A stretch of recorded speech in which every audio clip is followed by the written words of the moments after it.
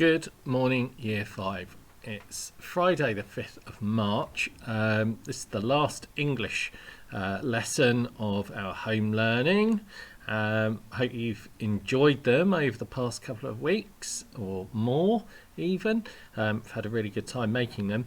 I'm just going to say there is another lesson today, which is a reading skills task.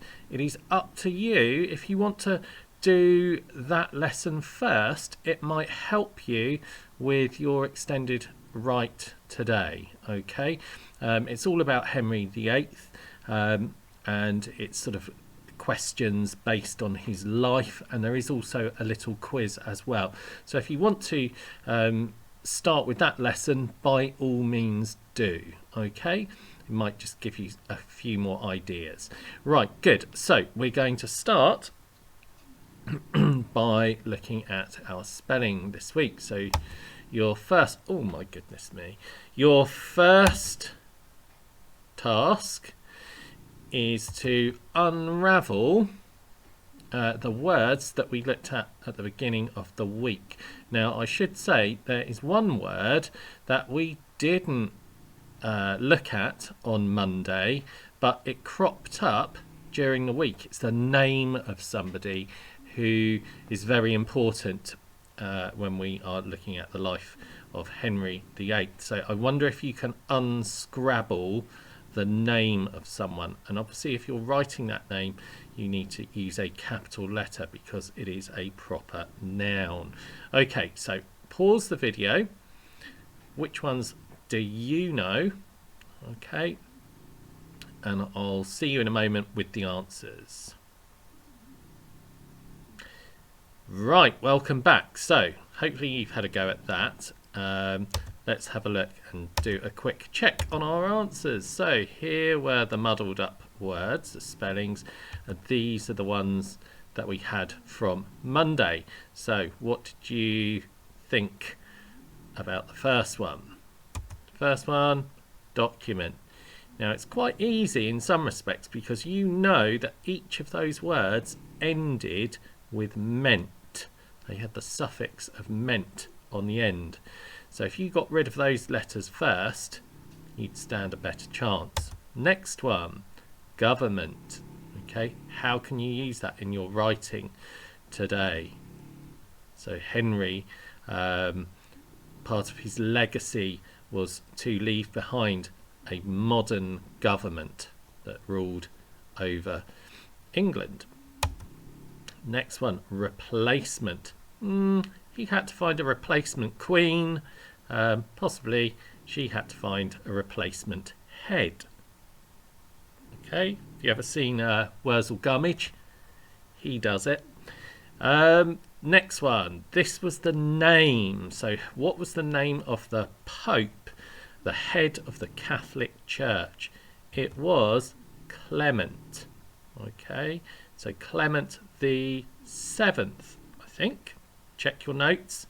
All right, and the last one was Parliament. Okay, so Henry formed a new kind of parliament, place where the laws of the land were discussed and passed through, including him being able to divorce his wives. Okay, excellent. Good job. Right, so today you're just going to write a mini biography. Now, my planning session on Wednesday, I was in the bubble. The guys there did a really good job. They made the most of their planning session. Got down lots of their information in a structured layout. So that's what I want you to do first, is to review the information that you've got and your plan. Okay, were you able to use any of the words that were in the glossary? Okay, did you put those onto your plan? Check that you've got some time conjunctions on there to make your writing flow nicely, so it doesn't just repeat and then he did this and then he did that. People switch off if they keep reading a repeat. Okay, you can add more information to your plan. So if you have done the reading skills lesson for today, you might want to add some more information. You could possibly have found out a little bit more about the life of Henry. So that would be a good thing to do. And again, just to emphasize again, you could use those words from your glossary. Just check the meaning, okay, that you understand it. Right, excellent. So you need to be really clear about the information that you're writing about. This is the content, and you need to structure this using paragraphs. Okay, review your work as you go along. What I like to do is tick things off of my plan. Okay, so I've used that bit of information. I'm going to tick it off. Okay, good. So there is Henry.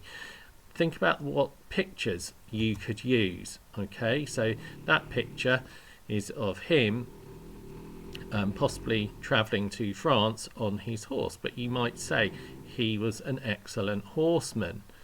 Okay, he enjoyed jousting, and that picture would match that caption. Oh, so underneath, there is a timeline. You might want to create a simple timeline. So with his birth date, maybe when he was crowned king or when his reign started. What else could you put on that timeline? It's up to you. Okay, but obviously at the end you would include his death. So again, images and captions. I've put an image bank into the resources section.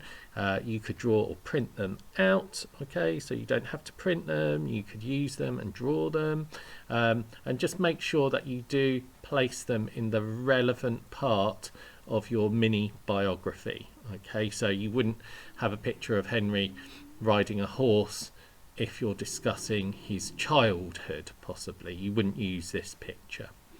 Okay, good. Right, so let's do a really quick recap or some handy hints. So read your sentences back as you are writing. You need to check your proper nouns for capital letters, so that is the names of people and places.